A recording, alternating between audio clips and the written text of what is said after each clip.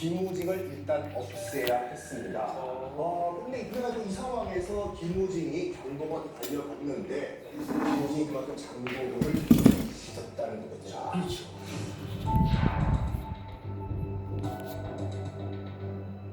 아무리 막강한 군대를 이제 정보가 가졌다고 해도 김우징은 숨겨주면 역적이 되는 거 아니에요? 만약 여러분들이 그 입장 바꿔서 생각을 해보세요. 그러니까 지금 아무리 친하다고 해도 지금 김우징이 달려가가지고 어이 누구게 너무 살려줘. 그럼 어떻게 하실래요? 그러니까 저 같으면 난 저는 안 숨겨줘. 반대로 생각해보면 그거는 내가 넓은 지역에 당할 수도 있는 그렇지, 그렇지. 그런 문제야. 힘들 수 없을 것 같은데. 저는 살짝 다르게 생각하는 게 어떻게 보면은 청해진에서는 적어도 장보고가 왕보다 훨씬 더 큰 영향력을 갖고 있었을 거라고 생각을 해요. 제가 만약에 장보고고 어쨌든 나의 영역이 청해진에 왔다? 그러면은 제가 좀 플렉스 할 수 있을 것 같아요. 나는 자신감이 있을 것 같아요. 왕인데. 왕도 어차피 사실 그렇게 존경스가 있거나 그거 아니잖아요. 나는 충분히 내가 나 돈도 있지, 나 적어도 이 지역에서는 다 나 따르지. 그러면은 저는 충분히 그 파워플레이로 한 번쯤 해볼 것 같아요. 왕한테 대항을 숨겨준다. 그 사람한테 사는 내가 내는 스케일이 이러니까 하나도 크게 봐야 되는 게 이걸 이용해서 내가 왕자리도 먹을 수 있거든. 이야 새로운 드라마. 그렇잖아요. 네, 충분히 가능하잖아요. 시나리오가. 정말 우리 또 하버드 역사학과 출신 우리 또 아영 씨가 정답을 말씀해 주셨는데 아, 그래요? 2년 넘게 김우징을 청해진에 보호를 해줘. 전 2년이 굉장히 중요한 횟수라고 봐요. 장군 여기까지 굉장히 멋있는 사람이에요. 살려달라고 찾아왔다. 숨겨달라고. 근데 딱 해줬는데 왕도 가는 걸 아는데 못 친다. 와, 이 정도는 장보고 왕인데 이거. 이 정도. 근데 여기서 이제 그게 끝이 아닌 것이 왕 자리에 올라도 이게 언제 또 제3의 구타타가 일어날지 모르는 상황이에요. 흥덕왕이 죽은 이후에 희광왕이 왕위에 오르게 되는데 이 희광왕을 세웠던 일파 내에서도 자기들의 그 지분에 대해서 뭔가 불만이 굉장히 많았던 것 같아요. 네. 그래서 같이 희광왕을 세웠다는 사람들이 또 서로 싸우기 시작해요. 그 안에서 또. 네. 그 과정에서 이 희광왕이 이제 내가 더 이상 버틸 수가 없겠구나. 이 사람한테 죽겠구나. 라고 하는 걸 예감하고 결국 궁중에서 목을 매가지고 자살을. 왕이.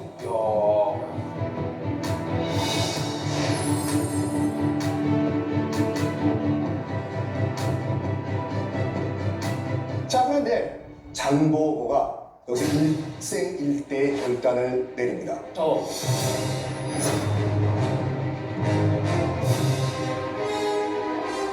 그러니까 김우징이 딱 봤을 때 이제 지금 서라벌이 개판이잖아요. 어차피 자기 아빠가 원래 왕이 돼야 되는데 권력 싸움에서 졌잖아요. 여기서 장보고에게 하나 제안을 합니다. 나를 왕으로 만들어 달라. 그러니까 내가 구태타를 일으킨 거니까 네가 한번 군사적으로 도와달라. 만약에 내가 권력을 잡는데 장보고 당신이 도와준다면은 당신의 딸과 내 아들을 훗날 결혼시켜 주겠다. 우리 사돈 맺자. 그러면 장보고의 딸은 왕족이 되는 거야. 그렇죠. 왕족이 되는 거죠. 장보고도 왕족이 되는 거잖아요. 그래서 이게 계획대로 성공이 돼가지고 김우징이 왕이 되고 그럼 김우징의 아들이 또 왕 위에 오른다면 장보고는 뭐가 되죠? 왕이 장인. 장인이죠. 장인. 그러면 청해진뿐만 아니라 통일신라 전체를 호령할 수 있는 왕의 장인. 말 그대로 나는 신라의 로얄 패밀리가 되는 엄청난 제안을 받은 거예요. 솔깃하다. 그렇죠. 네. 가뜩이나 그냥 힘도 있는데 왕의 장인이고 그리고 왕과 왕의 아버지가 나 때문에 왕이 된 거야. 이런 뭐 파워가 엄청날 수밖에 없죠. 근데 아무리 그렇다 쳐도 그건 미래일이잖아요. 네. 이게 찾아와서 진짜 지금 보면 지금 막 쫓기는 사람이 와가지고 내가 나중에 왕이 되고 이런 얘기를 하는데 진짜 내버려두면 이 사람 그냥 죽을 사람이죠. 근데 고민이 안 될 수가 없을 것 같아요. 지금으로 치면 이제 군사 쿠데타를 일으키는 건데 이게 성공하면 진짜 정말 로얄 패밀리가 되는 거지만 실패하면 역적이죠. 거의. 아니 근데 김재룡이 김윤정을 죽인 것처럼 이런 게 아니라 경주까지 서라벌까지 다 가면 군사들을 다 이게 이기고 그 쿠데타를 해야 되는 상황인 거잖아요. 따지고 보면 정부군을 이겨야 되는 상황인 거잖아요. 정확한 지적인데 저는 그렇게 봐요. 그 청해진에 해군뿐만 아니라 막강한 육군도 있었던 거로 추정이 돼요. 그래서 지상전이 그렇죠, 그렇죠. 네. 그걸 믿고 김우중은 제안을 한 거죠. 네가 곧 육상 지상전 할 수 있는 육군을 한번 동원해달라. 야, 그러면 처음에 김우중이 같은 거는 당장은 살아야겠지만 안에서 지내다 보니까 얘네가 군세가 만만치 않거든, 내가 봐도. 육군도 있고. 그러니까. 야, 이 정도면 얘한테 잘 얘기해가지고 서라벌로 진격할 수 있겠네? 아 근데 내가 장보고였으면은 내가 이 생각 들것 같아. 야, 너 이번 동안 좀 편했니? 많이 편했어. 얘 좀 많이 편한가 보다. 나한테 이런 부탁을 하게. 너 살만한가 보다. 내가 살려주니까. 그러네. 그럴 수도 있만하네. 네, 좀 그럴 것 그런데 같은데. 이쯤에서 그 당시에 장보고의 개인적인 고뇌도 한번 우리가 짚어볼 필요가 있을 것 같아요. 장보고의 과연 고뇌? 올인을 했을 것이냐. 그 청해진 내려가 있을 때 김우징이 거의 매일 찾아갔을 거라고요. 그러면서 김우징이 얼마나 많은 사탕발림과 위협을 섞어서 하자고 꼬셨겠습니까? 사실은 그렇게 됐을 때는 장보고는 이미 산전수전을 다 겪은 사람이기 때문에 그리고 기본 베이스가 어쨌든 부장이고 군인이기 때문에 한숨 쉬면서 돌이킬 수 없어. 오케이 갑시다. 이렇게 했을 가능성도 좀 있다고 봐요. 그리고 또 제가 박사님 말씀드리니까 그런 게 좀 이해가 되기도 하는 게 벌써 2년이나 숨겨졌단 말이에요. 그렇죠. 이거 자체는 어차피 영모에 걸릴 수 있는 부분들이 있어요. 운명 공동체죠 이제. 이제 하나 한 것 같아요, 아직. 장보에 들어갑니다. 어떻게 할까? 그 장보고는 당시 김우진의 제안에 이렇게 답을 합니다. 의로움을 보고도 실행하지 않는 자는 용기가 없는 자라 하였습니다. 네, 비록 용녀하나 명령대로 따르겠습니다. 이거는 벌써 충신 모드인데. 저렇게 그냥 알았어 이런 게 아니고 그냥 뭐 의로. 와. 네. 정말 그냥 냉철하게 보면은 군사 쿠데타 일으키러 가자잖아요. 그렇죠. 네. 네. 장보고는 벌써 딱 그 대답을 딱 했을 때 그래 김우중은 이제 왕이야. 나는 신하고. 그렇게 생각한 거네. 결과는 어땠을까요, 성현 씨? 장보고 파병한 군사가 승리를 합니다. 성공했어. 서라벌로 진격을 해가지고 쿠데타에 성공을 합니다. 와. 그러니까 베팅이 성공한 거예요. 그래서 신라 최초의 군사 쿠데타로 승기를 잡은 김우징 왕이 됩니다. 아, 됐네. 결국에.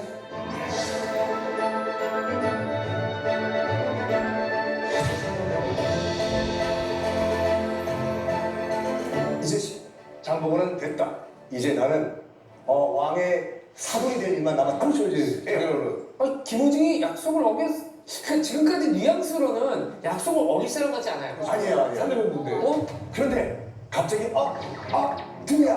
등이야.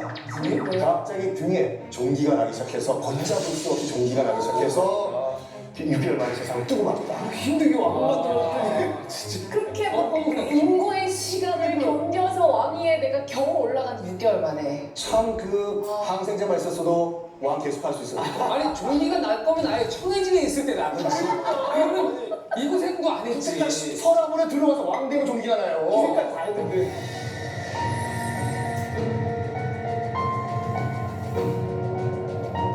그러면은 6개월 만에 죽었다 그랬잖아요. 그럼 장보고는 어떻게 되는 거예요? 자, 근데 정말 네. 다행이에요. 김우징의 아들이 문성왕으로 바로 즉위를 다행이다. 아들 있었구나. 그러니까 김우징의 아들 문성왕, 그러니까 신무왕의 아들이죠. 문성왕도 처음에는 약속을 지키려고 해요. 그 장보고도 약속 지키십시오. 뭐 당신 아버지가 당신이랑 내 딸이랑 결혼하기로 약속이 됐습니다. 해요. 근데 당시에 이 귀족 중에 하나였던 김양이 신라 왕실 입장과 신라 귀족들의 입장에서 봤을 때는 지금 장보고의 세력이 파워가 너무 커지는 거예요 지금요. 그러면 우리 귀족들 찬밥이 되는 것이 아닐까 해가지고 귀족들이 격렬하게 반대를 해가지고 즉후가 절대로 장보고의 딸과 결혼해서 안 됩니다.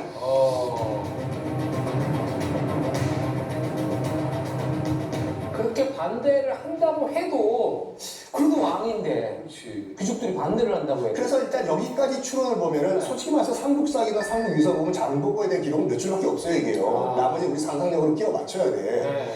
뭐 여러 가지 나오는 설 중에 하나는 내 딸이 왕비가 될 뻔했는데 지금 신라 귀족들의 반대로 이게 뭐 다 파토가 났어? 이거 안 되겠다.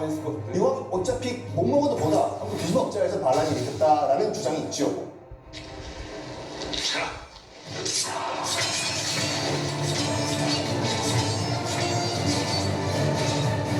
아니 근데 이 정도면 약간 혼란을 일으킬 법도 하다 할 것 같아요. 왜냐면 자기 힘으로 왕을 만들어서. 그러니까. 약속을 안 지켜? 안 지켜. 그거를 이런 문제를 하면 어떻게 했을 것 같아요? 장보고시고. 아니 저는 이해가 안 되는 게 뭐가? 그 어떻게 보면 군사력으로 처음으로 이 쿠데타를 성공을 한 거잖아요. 네. 그러면은 그 군사력이 입증이 된 거잖아요. 그렇죠. 나한테 지금 다 안 돼.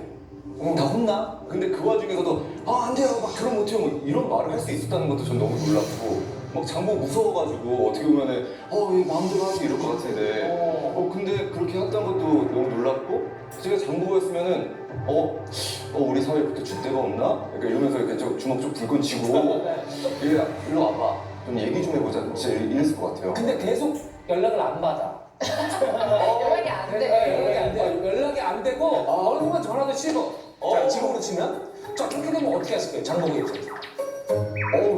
야, 그건 좀 어려운데? 갑자기 너 그래? 그럼 내가 갈게. 그래가지고 힘이 있으니까. 자, 우리 애들로 와. 이거 뭐 굳이 푸데타예요. 근데 저는 이렇게 봐요. 밑바닥부터 자수성가한 사람의 일반적인 무슨 공통점이 하나가 있다고 하면 뭐냐면 물론 일반화의 오류가 될 수가 있어요. 마지막 한 퍼즐을 정말 노려요. 그러니까 돈은 됐다 이거죠. 권력. 여기서 판단 잘해야 되는데 장보고는 여기서 판단이 약간 흐려진 것 같아요. 그러면 쌍규 선생님이 보시기에는 장보고가 일으킨 나는 욕망이 너무 과했다. 욕망이 너무 과했다. 그냥 가진 거에서 만족을 했으면 괜찮은데 네. 마지막 퍼즐 하나 더 갖고 싶어가지고. 장보고는 사실 뭐 싸움을 하고 군대만 하다 했는데 권력까지 가니까 이게 그러니까 욕망이 과했다. 생각이시고. 저는 거기에서는 어쩔 수 없는 상황이었다. 도저히 어쩔 수 없는 상황이고 이제 딸은 어떻게 할 겁니까? 왕하고 결혼이 안 됐으니 그 딸은 이제 누구랑 결혼하고 어떻게 삽니까? 그러니까 아버지, 딸바보라면 쿠데타를 일으켰을 만하다. 마지막으로 그렇게 했죠. 인간적인 아빠의 측면에서. 그럼요. 여기서 이제 문성왕이 왕장인 자리 빼고 내가 다 줄게. 실제로 줘요. 그래요? 신공왕 같은 경우에는 그 즉위 즉시 이제 감의 군사라고 정말로 감사함을 느낀다는 그런 그 군사 타이틀을 줘요. 명예직이요. 감투를 하나 더 줍니다. 문성왕이. 모자라냐? 대사가 부족해 그러면 진해 장군이라고 말 그대로 바다를 점령하고 바다를 통치할 수 있는 장군이라는 진골 예우에 해당하는 관직을 하나 더 진국이면 완전히 저기 그러니까. 왕족까지 왕족. 귀족. 귀족. 그러니까 그냥 폐임당한 건 절대 아니래요. 그러니까 다 줘요 게임만큼. 그래도 또 한편 장보고 입장에서 생각해보면 이거 매기는 건가 생각할 수도 있죠. 왜? 장군들 직책 많은데 진해 장군을 새로 만들어서 줘? 원래 있던 직책이 아니고. 그렇죠. 그래서 지금 이렇게 봤을 때 장보고는 지금 하고 있는 행동들은 하나의 도전인 거예요. 신라 귀족 사회에 대한 도전으로서 지금 움직이고 있는 거고 또 한 가지는 내가 여러 가지 기여한 바가 많은데 내 딸까지 거론됐는데 나를 이렇게 무시해? 거기에 대한 응전이기도 합니다. 너는 그냥 명예 서울 시민 해줄 테니까. 자존심 많이 상할 것 같은데.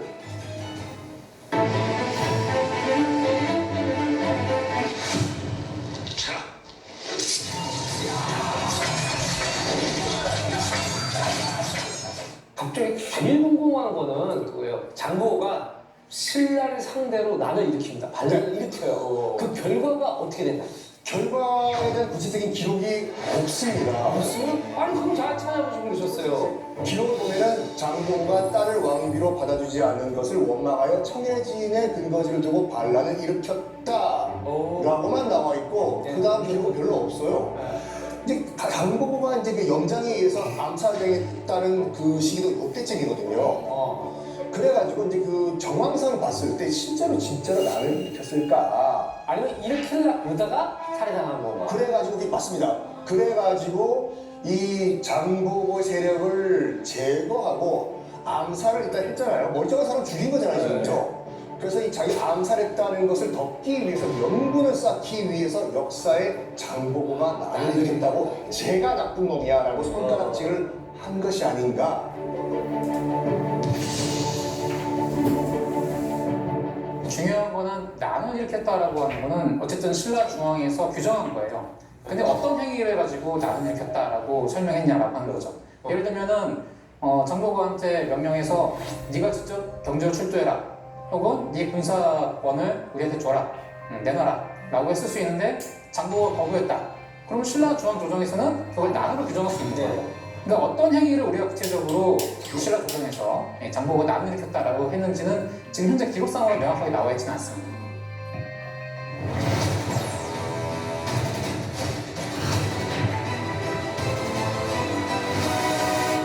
신분 상승을 꿈꾸며 딸을 왕실에 시집보내려 대한 목표가 무산되자 난을 일으켰다고 전해지는 장보고. 의심스러운 수많은 배경 안엔 과연 진실이 무엇이 있을까요?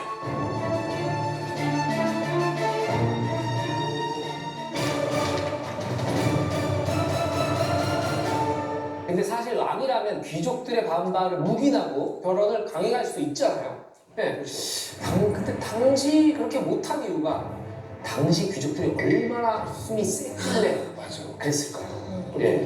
안정준 교수님이 다음 이야기 준비해 주셨죠? 이야기 앞서 두 번째 설록파를 함께 보시죠. 아, 해골인데 색깔이 칠해져 있네요. 그러다 색깔이 분명히 의미가 있을 것 같은데 네, 저 랜덤으로 칠하는 건 아니신 것 같아요. 뼈에도 색깔이 있다. 네, 뭐 실제로 해골 아닌 색깔이 저럴 수는 없죠. 네, 정말 실제는 아니고요. 네. 신라의 그 골품제를 나름대로 상징적으로 저렇게 표현한 것인데요. 사실은 골품제라고 하는 거, 뼈골자에다 풍계품자, 그걸 제도로 만든 것이거든요. 그러니까 네. 뼛속 깊이 너는 달라. 진짜. 당시 장보고가 딸을 왕실에 시집 보내지 못하고 난을 일으킨 배경에는 바로 이 신라사의 강고한 골품제가 있었습니다.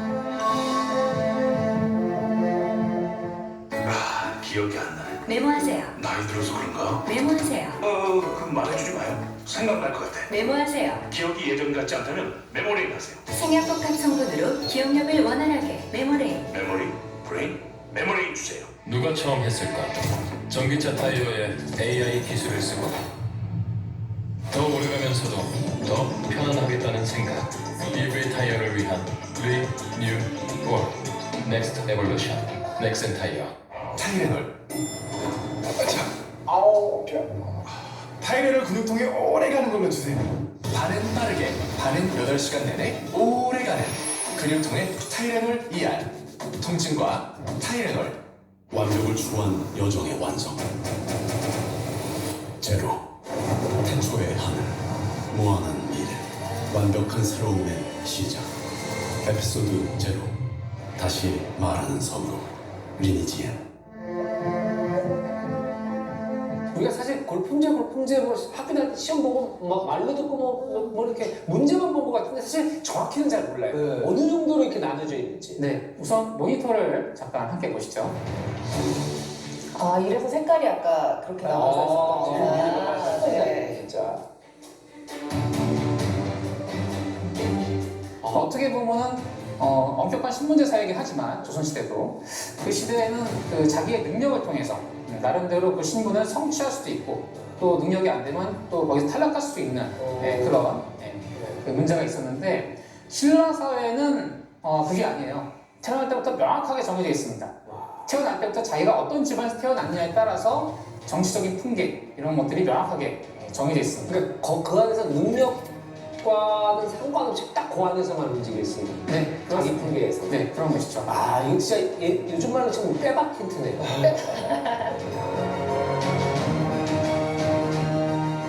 신분에 따라서 누릴 수 있는 것들. 네. 예를 들면은 지금 김종민 씨가 만약에 뭐 서울에 있는 큰 집을 구입해서 살고 싶다. 라든가 혹은 뭐 이탈리아제 뭐 명품 가방을 사고 싶다. 돈만 있으면 사잖아요. 네. 그죠? 그런데 이 시기에는 그렇지 않습니다. 돈이 있어도 못 사요? 돈이 아무리 많아도 내가 일정 지위의 뭐 진골 내지 뭐 유투품 이상 되지 못하면은 그거를 살 수가 없어요. 몸에 달 수가 없습니다. 아무리 돈이 있어도 계층을 넘어서는 그 이상의 용도로는 이 돈을 사용할 수 없었던 거죠. 그러니까 그 위법인 거죠. 예를 들면 길거리 가다가 내가 친구 귀족인데 저쪽에서 육두품이 온단 말이야. 저보다 좋은 가방에다가 뭐 막 더 비싼 외제차를 몰고 온단 말이야. 그럼 친구는 기분 나쁘죠. 나보다 타고난 신분은 낮은 놈이 저렇게 좋은 걸 가지고 다녀? 뭐 이렇게 그 친구비도 그렇게 생각할 수 있는 거죠. 실제 처벌이 가능하고요, 실제로. 근데 그걸 강력하게 규제합니다. 그게 가능했던 사회가 바로 신라 사회였고 그 기반이 바로 별품자가 있었습니다. 야, 아니 이게 많이 들어봤는데도 이 정도까지 될 줄은 몰랐어요. 신라는 약간 차별의 끝판왕이에요. 진짜. 여기서 중요한 게 하나 있어요. 우리가 주목해야 되는 게 바로 혼인입니다. 혼인과 자식 문제. 이 골품제 사회에서는 이 혼인을 할 때 거의 무조건 같은 신분끼리만 결혼을 했다고 보시면 돼요. 예를 들면 가장 중요한 건 진골과 육두품, 오두품 이 서로 간의 어떤 등급을 뛰어넘는 결혼은 불가능하진 않지만은 그 나중에 그 집안에 굉장히 큰 문제를 일으킬 수가 있습니다. 아니 그 귀족끼리 결혼 뭐 이랬는데도 문제가 있어요? 넓게 보면 귀족이지만 이런 문제가 있어요. 예를 들어서 진골과 육두품이 서로 결혼할 수 있잖아요. 그렇죠. 사랑하는. 그럼 그 자식은 어떻게 될까요? 밑으로 내려가요? 밑으로 내려가요? 그 자식은 진골이 아니라 육두품입니다. 밑으로 내려가요? 네. 그 육두품이랑 오두품이 결혼하면은 그 자식은 오두품이 되는 거예요. 자식들이 정말 부모 원망 많이 하니까. 밑으로 내려가요? 자, 이러니까 진골 귀족을 신분을 자기 가문에 진골 귀족 신분을 유지하려면 어떻게 해야 되겠습니까? 절대 같은 급끼리 결혼해야 되는 거 아니에요? 무조건이죠. 진골 귀족 내에서만 결혼을 해야 돼요. 자꾸 내려가니까. 안 그러면 내 자식한테 못하는 짓 하는 거죠. 네. 근데 아까 장보고 출신이 미천하다고 우리가 그냥 기본으로 얘기를 했는데 정확히 몇 두품 정도 되는 거예요, 장보고는? 제가 딱 알 수 있게 보여드릴 수 있어요. 제가 그때 그 드라마를 촬영할 때 입었던 복장을 보시면은 네. 한눈에 아실 수 있습니다. 장보고 시절? 혜진. 백승현 씨가 어머! 진짜 애띠다. 저 몇 년 전이에요? 20년 전. 20년 전인데 왜 똑같으시지?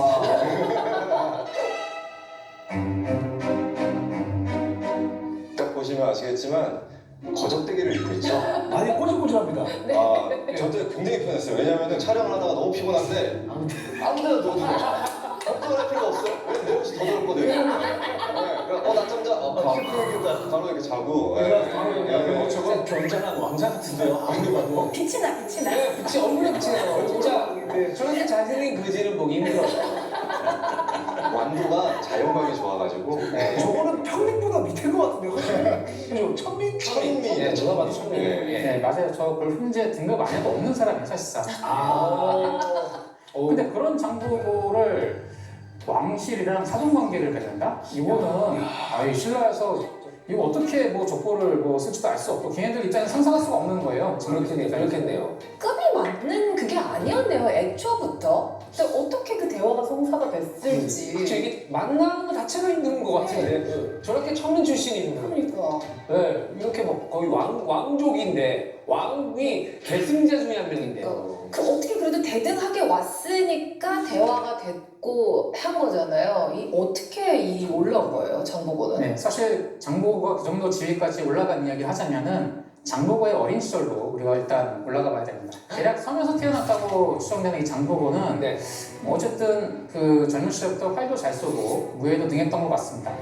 근데 자기가 생각을 해보니까 자기가 아무리 여기서 날고 기어도 결국에는 그 신라에서 출세하기는 어렵다라고 하는 거를 분명히 깨달았던 것 같아요.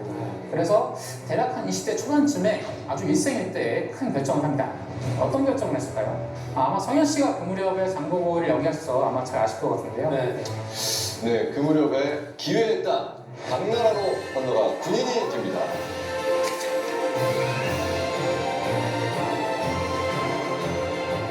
당나라 군에서 외국인을 받아주는 그것도 분이었어요. 사실 군인은 좀 받기 힘들잖아요, 외국인. 그렇죠. 평상시에 그렇죠. 네. 근데 마침 당나라가 당시에 군사권을 가지고 있던 절도사들이 있습니다. 이 사람들이 각지에서 거의 독립적인 권력을 유지하면서 당나라 중앙 권력은 이 절도사들과 계속 이제 싸우고 있는 중이었어요. 그러다 보니까 당나라 중앙에서도 많은 군대가 필요하죠. 군대가 필요하다 보니까 국내에 있는 이 사람만 가지고는 모자란 겁니다. 외국인 용병까지도 막 이제 데려와요. 특히 외국인들이 잘 싸우거든요. 잘 싸우는 사람들 많습니다. 이 장보고가 이 시기 당나라를 딱 보니까 아무래도 전쟁이 있으면은 낮은 지위에 있던 사람도 능력에 의거해서 출세하기가 쉽습니다. 기회다라고 생각했던 거죠. 당나라 같은 경우에는 초제진용이라고 해서 초나라의 인재를 진나라가 사용한다. 즉 능력만 있으면 다 스카우트 해온다는 분위기거든요. 아, 열려 있었네요. 오늘 유민이었던 그 고선지 장군도 다 이제 당나라의 그 장수로 스카우트가 된 거잖아요. 네. 능력만 있으면 다 스카우트가 됐어요. 야, 실제 그러니까 발전할 수밖에 없지. 8세기 말에 장안에 그 서양 출신의 그 주민들이 거의 5만 명에 달했다는 기록도 있으니까 아, 능력만 있으면 다와 뭐 이런 그 분위기였어요. 수도 장안에 네. 서양 사람이 5만 명이 살고 네. 있었다 그 당시에. 네. 와, 이거 뭐 문물과 문화가 발전할 수밖에 없는 환경이네요. 다민족에서 왔으니까. 네. 그리고 당나라 내에서는 북방 지역의 그 유목민족들 또 이런 사람들을 데려와 보니까 말도 잘 타고 싸움도 굉장히 잘하거든요. 네. 이런 사람들을 적절히 군대로 등용을 해서 능력에 따라서 반직을 주기로 했습니다. 자, 그러면 근데 입대한다고 뭐 이렇게 출세하는 게 아니잖아요. 어차피 돈 받고 좀 싸우는 건데 그쵸. 기회가 옵니까? 네. 입대하고 나중에 한 30살 정도가 됐을 시점에 장보고한테 기회가 옵니다. 네. 이정기라고 하는 사람이 당나라의 그 15개 주 지역을 장악하고 이 국제무역 상인들의 뒷배가 되어주면서 거의 4대에 걸쳐서 권세를 누리고 있었다라고 합니다. 그러니까 이때는 뭐 이제 당나라 황제도 이 사람의 그 군사적 지위를 함부로 건드릴 수가 없을 정도로 된 거죠. 근데 그렇게 한 50여 년 정도가 흐르다가 당나라도 이게 점점 이제 뭐 가만히 방치해서는 안 되겠다라고 판단이 들어서 결국은 서로 강하게 대립을 하게 됐고 반란이 일으킨 거예요. 네, 이걸 보통 우리가 이사동이 난다라고 기록이 또 남아있거든요. 이때 장보고가 있던 무령군이 이걸 진압하기 위해서 투입이 됐습니다. 근데 이 진짜 전개가 상당히 스펙타클한 완전 느낌이 전개예요. 들어요. 뭔가 이제 제대로 뭔가 일어날 것 같은 느낌이 드는데 장보고가 여기서 바로 이기면 사실 영화적으로는 재미가 없어요. 네, 처음에 딱 이거 투입이 돼가지고 바로 이게 어떻게 됐습니까? 장보고가 속했던 무령군이 결국 승리를 이제 거둔 것이죠. 배가지고.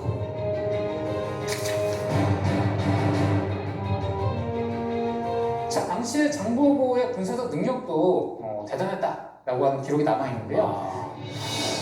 말을 타고 창을 쓰면 대적할 수 있는 사람이 없었다. 이게 기록이 있어요.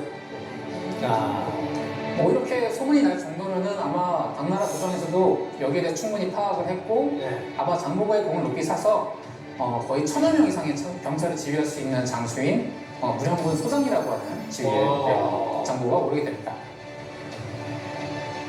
근데 이게 남박사님, 그 당시에 이 뭐 이렇게 그 무령군 소장, 당나라 소장이면 지금 따지면 어느 정도 계급일까요? 두 가지로 해석이 가능해요. 네. 소위 이제 천인장이잖아요. 네. 그러면 이제 연대장급입니다. 연대장. 천명을 다루죠. 그러면 이제 굳이 계급으로 말하자면 대령급일 것이고 그것은 너무나 직접적인 해석이고 굉장히 중요한 임무를 맡고 있는 경우에는 1000명이라고 하더라도 여단장을 주기도 해요. 그러면 원스타까지도 뭐 볼 수 있는 겁니다. 사실 뭐 군생활 해보신 분들은 아시겠지만 대령 얼굴 한 번 못 보고 제대한 사람은 거의 다예요. 그렇죠. 네. 근데 이런 능력을 갖고 그 신라 시대의 그 골통제에 갇혀 있었으니 사실 장보고 입장에서 얼마나 짜증이 났겠어요, 진짜. 아니, 쟤는 진짜 개차반인데 그냥 태어나길 잘 태어나가지고 너무 잘 사는데 나는 진짜 막 이렇게 능력 있고 뛰어난데 진짜 너무 짜증날 것 같아, 진짜. 신라였다면 장보고가 절대 오를 수 없는 군대 계급에 오른 겁니다. 그런데 장보고가 갑자기 이렇게 어렵게 오른 자리를 갑자기 박차고 나옵니다. 왜요?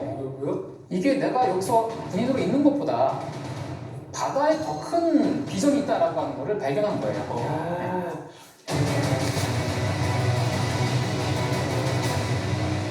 진짜 보통 사람은 아니었던 것 같아요. 이게 욕심도 좀 있었던 것 같아요. 내가 좀 출세했다는 어떤 근데 그게 욕심만으로 되는 게 아니에요. 시대를 읽는 그런 감각이 있어야 돼. 보통이 아니에요. 네. 무역을 통해서 성공을 거둔 장보고가 금이 환영해서 신라로 다시 돌아오게 됩니다. 와, 이제 박수 쳐. 장보고 씨 너무 고생 많았어요. 이게 왠지 되게 입지전적인 인물이 성공해서 다시 고향으로 돌아오니까 기분이 좋네요.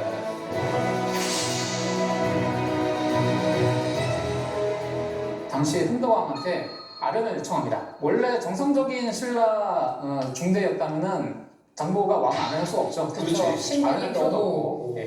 자, 근데 장보고 딱 와서 힘덕왕한테 제가 그 남해안 지역에 청해진에 설치하고 군사를 일정하게 통솔할 수 있는 권한을 좀 주시면은 신라와 주변 지역 간의 국제무역 그거를 제가 관리해주고 노리로 이제 사람 잡아다 판다든가 이런 것도 법도로 제가 다 장악해 드리겠습니다.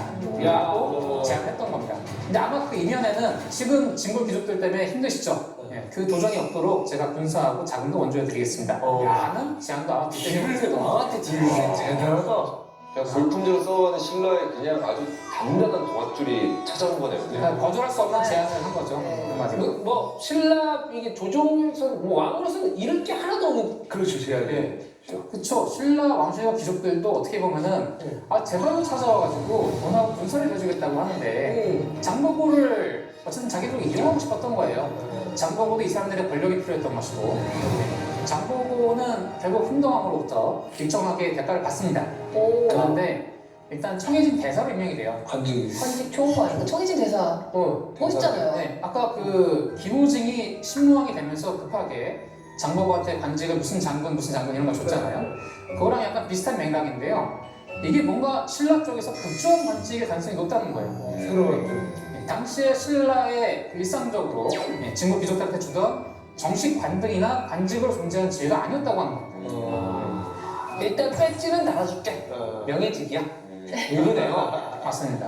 그 신라 왕실과 귀족들은 절대로 자기들의 관등 영역 안으로, 골품 영역 안으로 들일 마음이 없었어요. 하지만 장보고는 기대가 있었던 것 같습니다. 언젠가는 나는 뭐 어렵겠지만은 내 딸을 왕실과 혼인시키면은 그래도 내 자손들부터는 어느 정도 신라의 주요 사회로 들어갈 수 있지 않을까라고 생각을 했던 것 같아요. 제가 어찌 보면은 왕이 되고 싶었던, 왕이 절실하게 되고 싶었던 그 김우징한테 정치적으로 이용을 당한 것은 아닌가라고 하는 생각도 그런 거예요.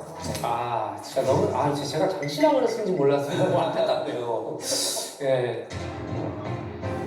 해상왕으로 불렸던 장보고의 허무한 치료와 딸을 왕에게 시집보내려다 난을 일으켰다는 그 오명의 배경이 바로 결국에는 신라의 신분제도인 골품제도가 아닐까. 그런 싶습니다. 그렇죠. 바닷길을 주름잡던 이 해상왕 장보고도 결국에는 신라의 골품제 앞에서 무너지고 만 게 아닌가라고 생각이 듭니다.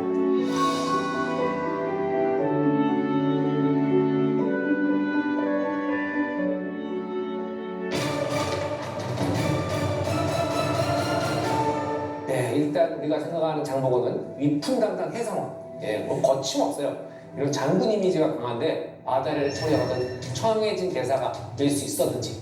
자, 이제 남보라 선생님께서 전쟁사학자의 시선으로 준비해 주셨죠? 오늘 제가 그동안 없던 새로운 시선으로 말씀드리겠습니다.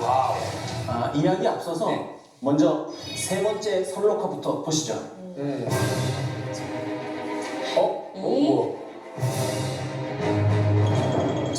잭스페어로 선창님 아니신가요? 표 있나요? 해적 멍청하고 자원인가? 뭐 이런 게 있었던 것 같아요. 그렇죠. 여기에서 우리가 봐야 될 것은 첫 번째 키워드 해적, 두 번째는 그림에 숨어 있는데 뒤에 또 나오니까 기대해 주세요. 장보고가 청해진 대사가 되어서 막강한 세력을 키울 수 있었던 데에는 바로 이 해적이 있었습니다.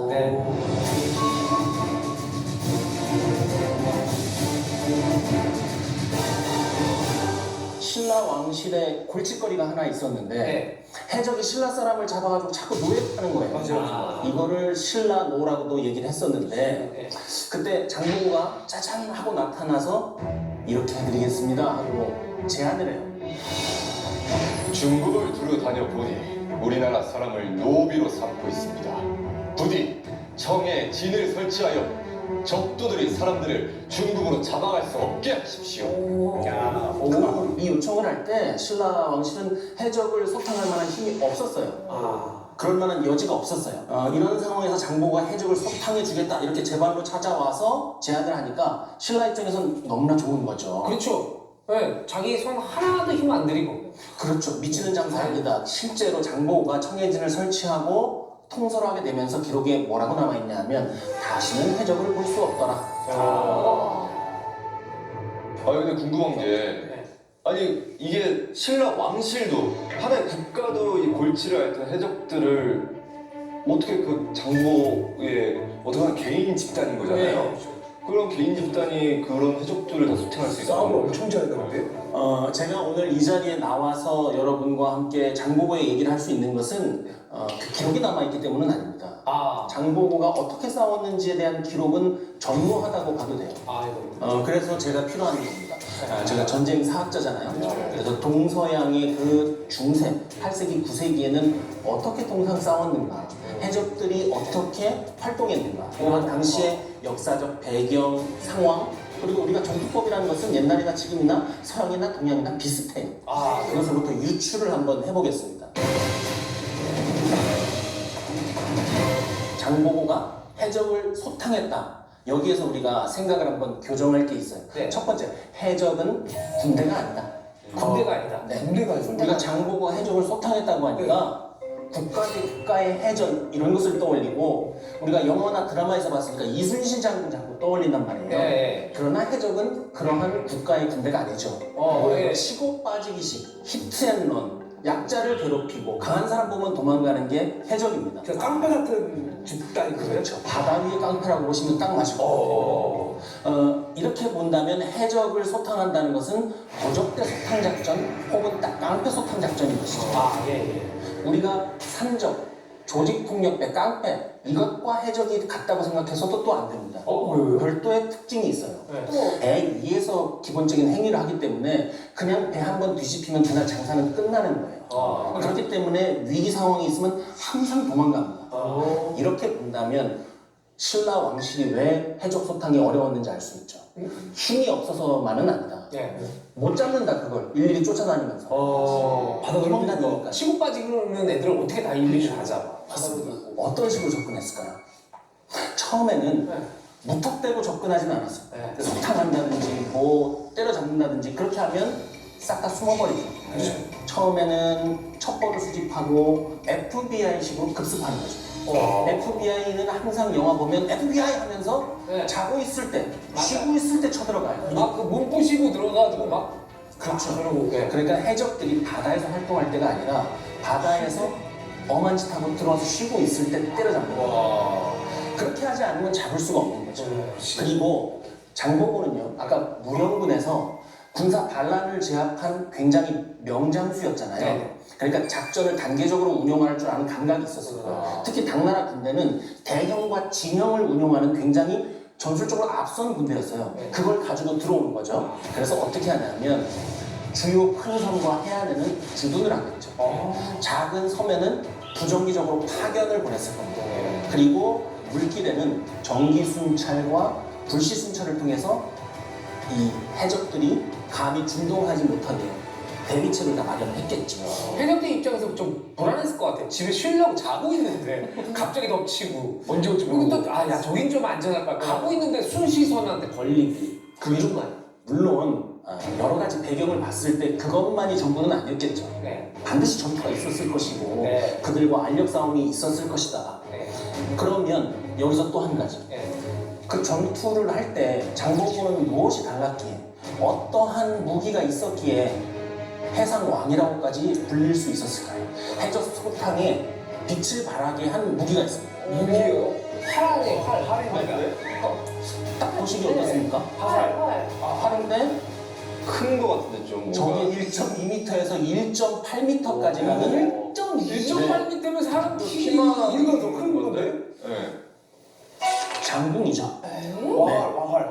그럼 그걸 1.8m 쏘다가 사람이 날라가죠. 화살 대신. 그래서 그거 할 수 있기 때문에 장보고인 겁니다.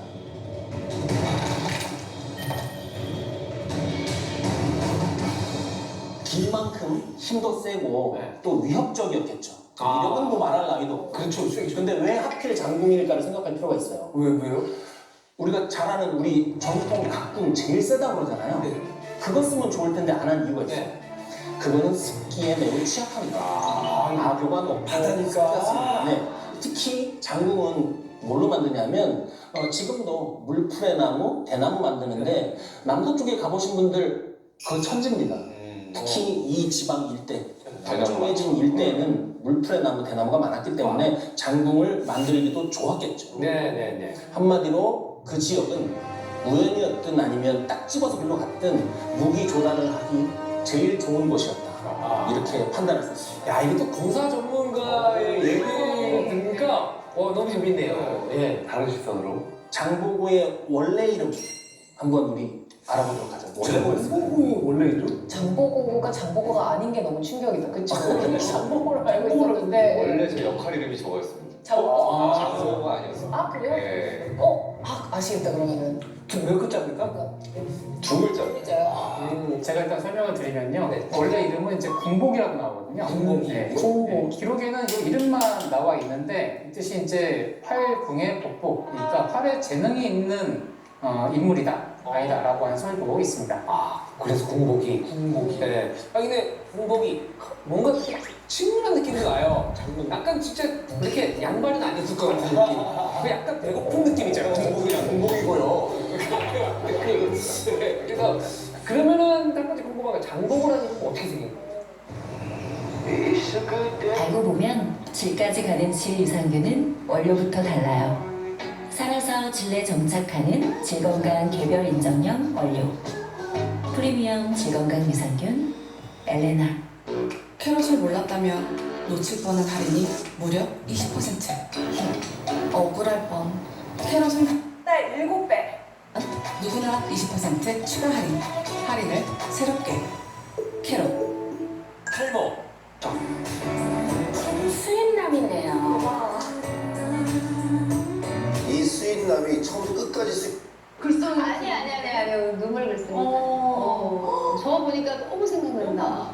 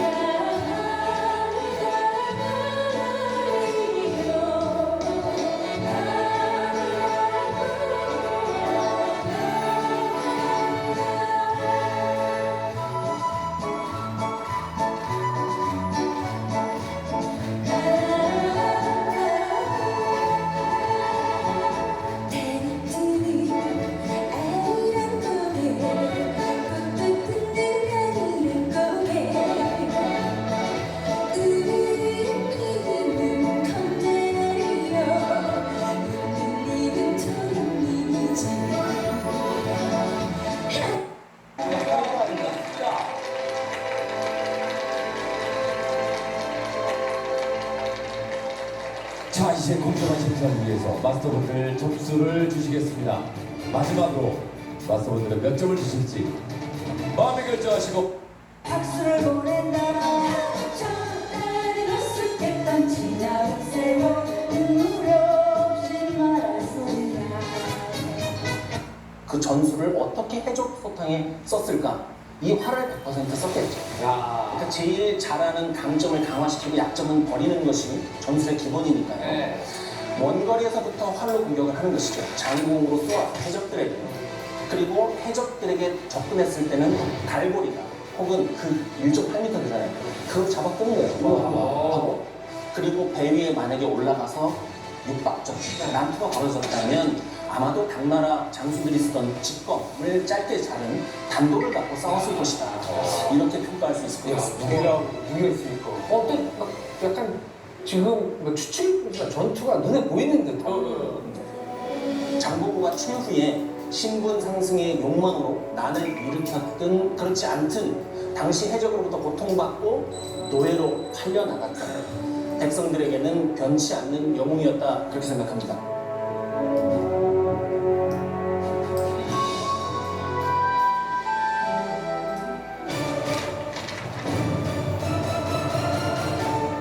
자, 마지막으로 우리가 가장 궁금했던 시점. 그 무대를 통해 탐스럽고 어마어마한 부를 축적한 해상왕 장보고의 엄청난 내용들이 궁금해집니다. 네 번째, 자 우리 김희재 교수님께서 준비해 주셨습니다. 네, 준비된 네 번째 설록화 먼저 보실까요? 야, 저쪽에 저 만수르 그래 만수르. 사우디 쪽에서 오신 것 같은데 사우디 쪽. 시리가 좀 하시네. 블링블링하네요. 왼쪽에 계신 분은 관록 있는 명장 같은 느낌이고 오른쪽은 저 아랍의 돈 많은 왕자, 예, 기념죠. 예, 느낌이 드는데. 불에 관한 내용이면은 뭔가 만수르만큼 부자다? 오. 이거를 표현하신 건가요? 아니 그 정도 부자 아니었던 건데 그 정도였나요? 부자? 네, 우리가 뭐 정확한 재산을 추산할 수는 없는데요. 당시에 뭐 동아시아의 무역의 주요 관문을 장악하고 있는 그런 상황이었고요. 뭐 아주 큰 대기업급의 아주 큰 재력을 가지고 있지 않았을까. 자, 그럼 지금부터 이 장보고가 어떻게 당시 만수르급 또는 S그룹에 해당하는 그런 재력을 갖출 수 있었는지 그 배경을 한번 살펴보겠습니다. 지도 한번 보시죠. 지도가 자, 이 지도 어떠세요? 어디 남태평양에 있는 어디 막 그런 데인가요? 아니 근데 저건 한반도 아닙니까? 저거 한반도 뒤집은 거 아니에요, 선생님? 맞습니다. 네, 이렇게 보셨는데요. 우리는 늘 이런 한반도 지도 보잖아요. 그렇죠. 네, 이렇게 북쪽을 뭐 정벌해야 된다, 뭐 우리가 뭐 명토를 넓혀야 된다, 뭐 이런 강박관념 속에 살았는데 지도를 좀 거꾸로 보면 세상이 달리 보입니다. 네. 무슨 말인지 알겠다. 우리 너무 지리적으로 좋은 위치네 저렇게 보니까. 완전히 어떻게 보면은 중국을 밑에 깔고 부두로 깔고 우리는 바닥으로 나아가고 앞에 일본이 방파제 역할을 해주고 자, 이렇게 아마 해석하지 않았을까라고 보고요. 아, 이게 진짜 보는 각도에 따라서 완전히 다르죠. 네. 근데 장보고는 제가 볼 때 이 지도력의 달인이었던 것 같아요. 이렇게 성공하신 분들은 다 지도를 좋아하신다. 근데 CEO분들은 특히나 지도를 보는 감각이 남다르시더라고요. 그래서 사실은 이 장보고를 역사 쪽에서 재발굴한 분이요. S그룹 총수. 네. 이병철이잖아. 맞아요. 근데 그분이 장보고라는 인물을 우리가 재조명해야 된다. 나하고 굉장히 유사점이 많은 사람 같아. 그래서 정부에 건의를 하신 거예요. 그래서 사실은 장보고라는 인물이 역사책에 나오고 우리에게 이렇게 친숙하게 다가오게 된 배경이 사실은 그 기업가의 노력이었어요. 진짜요? 네. 장보고라는 사람도 그때 당시 어떻게 보면은 재벌이자 벤처기업가였던 거잖아요. 그러니까 돈의 맥을 읽어낼 수 있으려면 사실은 지리가 중요하다. 우리 한번 지도를 보면서 장보고처럼 한번 지도를 읽어보도록 하죠. 자, 여기를 보시면 지금 상동반도 얘기하셨죠? 한반도에서 가이가 굉장히 가까운 곳입니다. 진짜 가깝네요. 네, 그래서 고구려나 백제 유민도 저기 와서 농사도 많이 짓고 또 신라인들도 가뭄이나 또 여러 가지 폭정을 피해서 또 새로운 기회를 찾아서 많이 간 거예요. 자, 근데 저 밑에 보시면 영파, 양주라는 곳도 보입니다. 자, 이쪽은요 양쯔강 지역입니다. 그래서 여기가 더 어마어마한 산물이 모이는 곳이고 좀 경제 규모가 더 커요. 여기 비옥한 땅이. 네, 더 먹을 게 많아요. 그래서 이제 이쪽도 굉장히 중요하게 생각했던 겁니다. 그런데요, 여러분, 이 한반도에서 중국으로 가는 백길이 여러 개가 있습니다. 자, 이렇게 산동반도로 가는 쪽이 있고요. 또 저 남쪽에 저 영파로까지 가는 길이 있습니다. 자, 어디가 더 어려울까요? 영파가 어렵겠죠. 당연히 저 영파로 가는 길이 더 어렵습니다. 예를 들면 저 산동반도 같은 경우에는 연안을 따라서 이 주변의 이 지형들을 보면서 이렇게 더듬듯이 갈 수가 있어요. 그러니까 좀 돌아가긴 한데 좀 안전합니다. 그래서 많은 항해술이 발달하지 않은 선박들은 저런 루트로 갔어요. 그런데 저 양주나 영파 같은 곳은 정말 망망대해입니다. 근데 장보고는 그 길을 뚫은 거예요. 그 누구도 가지 않았던 새로운 바닷길을 개척한 거죠. 자, 그렇게 했을 때 뭐 한강이나 예성강보다도 청해진이라는 곳이 갖는 입지적 장점이 확실했던 거예요. 딱 가운데에 있네요. 네. 그 루트 사이. 그렇죠. 양쯔강 유역의 그런 남부지방의 번화한 도시들과 또 경주 주변의 울산 그리고 일본을 연결하는 그 상강 무역에 어떻게 보면 배꼽에 해당되는 곳이 바로 청해진이다라고 할 수 있습니다. 이게 지금 말씀드린 장보고와 청해진으로 간 건 무역이 아니에요. 이건 알고 간 거예요. 빅픽처가 있었던 거죠. 교수님 우리 함께 제가 조수가 될 테니까 같이 강의를 좀 나눠주시죠.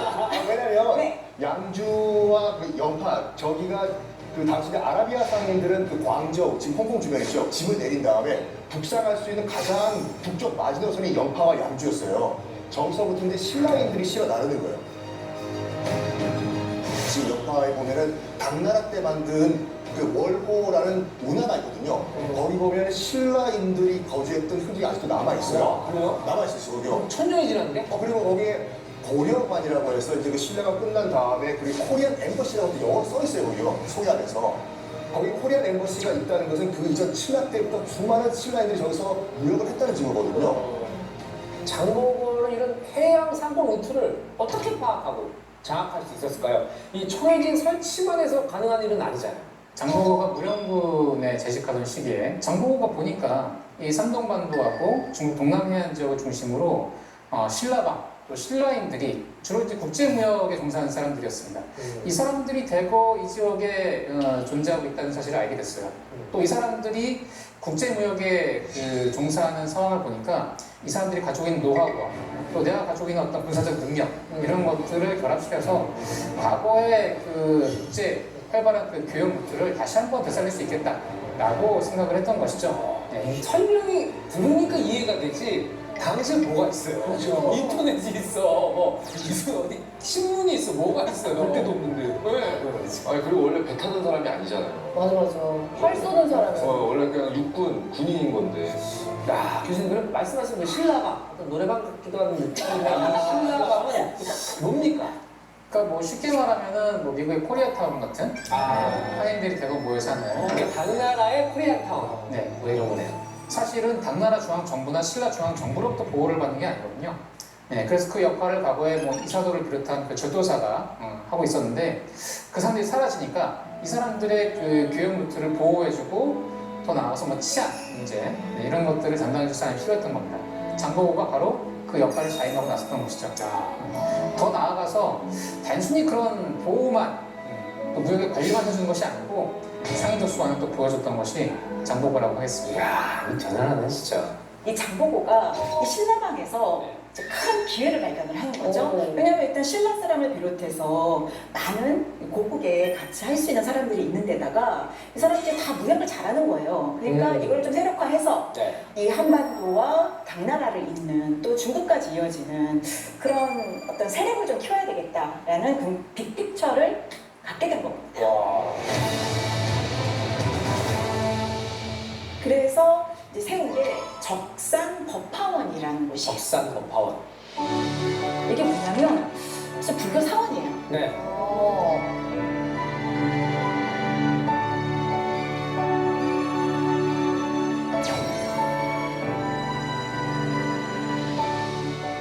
사실 당시에 중요한 종교가 불교였잖아요. 네. 그러니까 왜 우리도 이제 뭐 LA 뭐 코리아타운 이런 데 가면 교회부터 세우잖아요. 그쵸, 한인교회 그런 느낌? 네. 이게 또 이게 세테크에 있었던 거죠. 세테크요? 네. 아, 그때도 종교인 면세 같은 게 있나요? 네, 맞습니다. 진짜?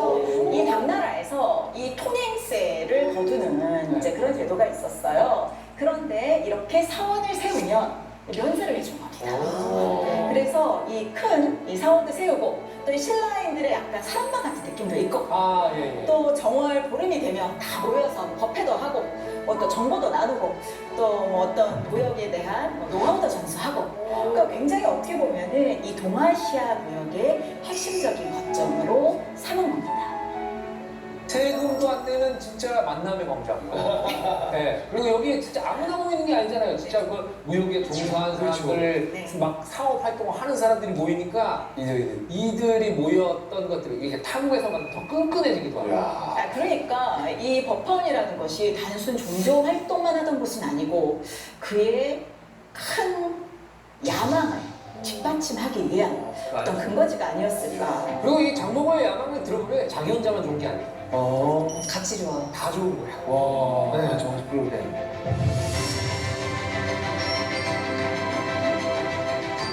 자, 근데 이제 진짜 이제 시작을 하는 겁니다. 아직까지 약간 그 밑작업 같은 그쵸, 그쵸. 이제 당나라에서 좀 군대 있다가 이제 또 산동반도에서 이제 좀 기반을 닦고 이제 정말 큰 그림은 이제 청해진에서 세우는 거죠. 어떻게 보면 이 산동반도를 지나는 외교를 관리하고 또 이제 무역 상인들에게 숙식도 제공하고 뭐 통역까지 다 해주는 약간 원스톱 서비스를 이렇게 해주면서 약간 이 상사 기능을 하는 거죠. 종합 상사 기능을 하는 겁니다. 그런 사이 이제 당나라로 건너간 제당 신라인부터 또 일본으로 건너간 제일신라인까지 모두 다 그 네트워크 안에 넣은 겁니다. 그러니까 이제 뭐 해적이나 뭐 어떤 종교인까지 다 포용할 뿐만 아니라 특히 이제 돈을 벌고 싶은 사람들을 다 모아서 큰 기회를 보여주고 우리 같이 가자. 뭐 이런 리더십을 발휘하게 되는 거죠. 진짜 무에서 규율을 창조해 주시면 어떻게 보면은 지리적 상상력을 발휘해서 딱 지도 보고 앞으로 여기가 뜰 것 같아. 여기를 무역 거점하면 굉장히 좋을 것 같아. 라고 지도력을 발휘한 사람이 아니었어요. 자, 근데 지도만 잘 본다고 되는 게 아니잖아요. 여기가 앞으로 좋을 것 같아. 하지만 여기에 더 필요한 것이 있죠. 무역을 하려면 뭐가 있어야 될까? 물건을 나를 배가 있어야죠. 그쵸.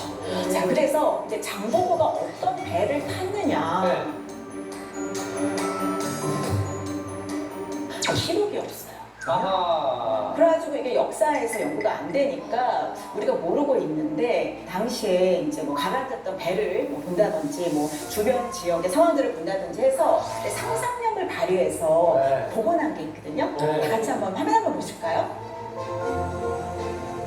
이거는요 주로 하천을 오가던 배. 아주 풍랑을 만날 필요가 없이 그냥 천천히 운반하는 배. 딱 그냥 세숫대야 같은. 네네. 그렇죠. 네네. 아, 그렇죠. 네, 이게 뭐 이거는 그냥 일반적인 배라고 할 수 있고요.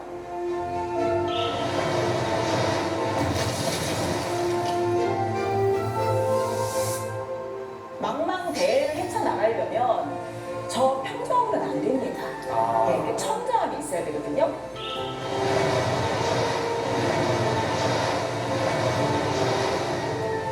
서남의 파도를 견디려면 이 천저형 선박을 이용했을 것이다 라고 추측을 하고 있습니다. 제가 그 서해 쪽에서 근무를 했었거든요. 그 제가 해양경찰 출신이니까 제가 의경을 많이 진짜 장보는 거 인연이 있으시네.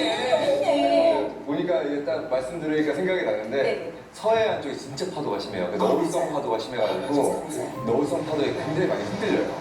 네, 그러니까 그 파도를 헤치고 나가려면은 저런 뭔가 신식 기술이 있었어야 될 것 같아요. 네. 조금 후대 기록인데요. 그 실제로 신안 해저선이 발견된 적이 있어요. 그 난파된 선박인데 그 아까 말씀하신 영파를 출발해서 일본 지금 후쿠오카죠. 아카다만으로 가려다가 중간에 풍랑을 만나가지고 신안 앞바다에 가라앉았어요. 가라앉았는데 뻘이 그대로 배를 덮으면서 안에 있던 도자기 수만 점의 도자기하고 유물들이 그대로 발견이 됐거든요.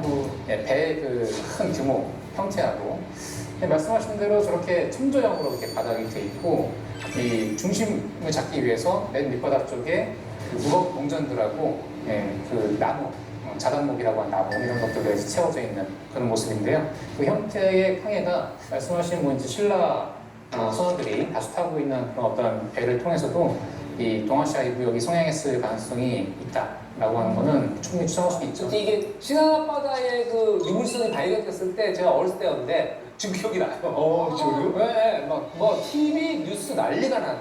네. 신안 앞바다의 해저 유물을 또 한 차례 건져 올렸습니다. 지금까지 짐작했던 것보다도 훨씬 큰 무역선으로 추정하게 되었습니다. 배가 발견이 됐는데 그게 다 보물이죠. 전부 고려청자예요. 아, 정정해야 되는데요. 고려청자는 단 7점만 있었고요. 고려청자는 단 7점만 있었고요. 아니에요? 역시 아니. 고려청자가 엄청 많이 발견. 왜냐면 이거는 대부분 다 중국 도자기였고 네. 중국 청자 도자기 나오긴 나왔잖아. 아, 놀랐네요. 야살 맥을 여기서 너무 뚜껑시켰다. 네. 아무튼 교수님 안 계셨으면 전 죽을 때까지 고려청자가 수천 점 나온 줄 알았어요. 이제 가진 걸 다 가진 겁니다. 이제 거칠 것이 없죠. 배까지 튼튼합니다. 그래서 뭐 일본이나 당나라에서도 이 신라선, 이 장보고에 대한 신뢰가 굉장히 높아진 이 시기, 이때 장보고가 더 큰 야망을 품기 시작합니다. 여기서 서지나요? 야망은 어떻게 되는 거예요? 장보고 선단이 이렇게 활약을 하다 보니 이 청해진은 이제 세계적인 이제 무역함으로 성장하게 됩니다. 자, 상면이 바다잖아요. 네. 그리고 이제 한중일 이 상강 무역의 항로에 천행진을 딱 두고 활용하다 보니 이제는 아프리카에서부터 아랍, 인도양을 거쳐서 이 중국에 세워둔 거점까지 온 물건을 이 장보고 선단이 아프리카하고 아랍에 갔다고요? 그 당시에? 이야, 대단하다. 그 선박들이 연결되는 네트워크에 만난 겁니다. 그러니까 어떻게 보면 이 해상 실크로드의 이 동아시아 부분을 담당하면서 그 네트워크가 아랍이나 아프리카까지 간 거예요. 와, 이 통로, 이 배경로는 정말 뭐될 게 없네. 와, 전 세계를 거쳐 이때부터 벌써. 와. 그러니까 이 과정에서 이제 이슬람 상인들도 이제 기다리기 시작하는 거예요. 그래서 무역풍을 타고 이제 인도 양쪽에서 왔었던 아랍 또는 페르시아 상인들의 또 활약도 대단했다고 하니까 어째 지금보다는 훨씬 더 스케일이 컸던 것 같습니다. 그때 청해진을 한번 보고 싶네. 그 당시에 어떤 전 모습이었을지. 세계 무역상들 배들이 다 모이고 막 사람 엄청 많을 것 같은데. 와. 근데 증거가 있어요. 그러니까 뭐 아랍 사람, 아프리카 상인들이 뭐 다 청해진으로 막 다 연결이 됐다라고 말씀하셨는데 자, 그럼 증거를 대해서 한번 살펴보실까요? 화려한 이 머리 장신구인데요. 이게 장보고 시대에 들어온 것이 추정돼요. 거기에 등껍질의 빗을 만들어서 이렇게 화려하게 꽂고 다녔고요. 아니, 거북이 등껍질로 빗을 만든다. 와. 야, 이게 지금 생각해도 굉장히 사치품 같은 느낌이 맞아요. 다음 그림은 1966년 이 불국사 석가탑에서 같이 나온 유향입니다. 당시 유향은 아라비아 반도 부근에서만 생산됐던 겁니다. 제가 한 말씀 드리겠습니다. 신라들 이제 왕릉에 가시면은 석물들이 있지 않습니까? 보면 딱 봐도 문화 사람들이 아니에요. 우리 이목구비가 뚜렷하고 불그락불그락하고 막 짙은 눈썹에 막 이런 약간 아시아 계통이 아니에요. 그리고 뭔가 스틱을 하나 들고 있는데 짝대기를 이게 뭐로 추정이 되고 있냐면 폴로 스틱이에요. 그 당시 페르시아의 왕실 스포츠였어요. 페르시아의 왕실 스포츠가 이미 신라 왕실에도 유행을 했다는 증거가 있는 거예요. 무역이 엄청 활발하게 이루어졌다는 거죠. 그러니까 이런 것이 다 이 장보고의 힘이라고도 할 수 있죠. 그러니까 이 아랍 지역이나 뭐 동남아시아 지역에 뭐 이런 새 깃털이라든지 뭐 공작새 깃털이라든지 뭐 이런 것들이 다 수입되고 뭐 여성들이 여기에 대해서 너무 막 사치가 심해서 뭐 이런 걸 금지하는 법령까지 내렸다고 하니까요. 당시 이 신라 시대는 많은 이 아랍의 상인들과도 교류가 많았다라고 볼 수 있죠. 근데 저는 또 생각이 드는 게 사실 우리가 얘기를 한 이 무역의 스케일이 진짜 크잖아요. 근데 사실 완도는 좀 작잖아요. 이 작은 완도에는 이게 가능했다고요? 또 그거에 따르네. 근데 여러분 한번 생각해 보세요. 지금의 한번 싱가포르 생각해 보세요. 싱가포르 200년 전만 해도 정말 그냥 가난한 어촌 지역이고 몇백 명 살지 않던 곳인데 지금은 세계적인 무역 항이자 또 글로벌 도시가 됐잖아요. 다양한 선박들이 오가는 곳이잖아요. 그러니까 이게 제가 보니까 이 스케일이 중요한 게 아니다. 이 크기가 중요한 게 아니다. 결국은 어떤 지도상에서의 어떤 입지를 잘 선택하고 또 그 주변의 조건들을 만들어가는 그런 지도 상상력이 중요한 거 아닌가, 그러네요, 연결성의 진짜. 핵심이 아닌가 네. 싶어요. 동아시아의 전체를 연결하는 물류망, 또 이 바닷길을 장악하는 지도력이 있었기 때문에 이 장보고는 해상왕이 될 수 있었고 또 이렇게 역사에 이름을 남길 수 있지 않았을까 싶습니다.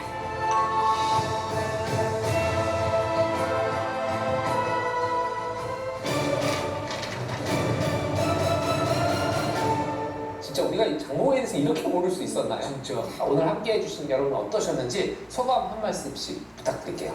그 평소에도 역사에 굉장히 관심도 많고 네. 이렇게 즐겨 보는데 오늘 너무 재밌는 경험이었어요. 이렇게 네 분의 전문가분들이 다 다른 색깔을 갖고 계셔가지고 또 이야기도 다 다르게 풀어주시니까 다양한 각도에서 이 장보고라는 인물에 대해서 좀 더 심층적으로 알 수 있었고 네. 뭔가 흥미를 더 돋을 수 있는 그런 아주 유익한 시간이었던 것 같습니다. 네. 자, 오늘은 이제 신라를 넘어서 동아시아 바다를 터무정했던 해상왕 장보고의 생애부터 미처 몰랐던 최후까지 살펴보는 시간이었습니다.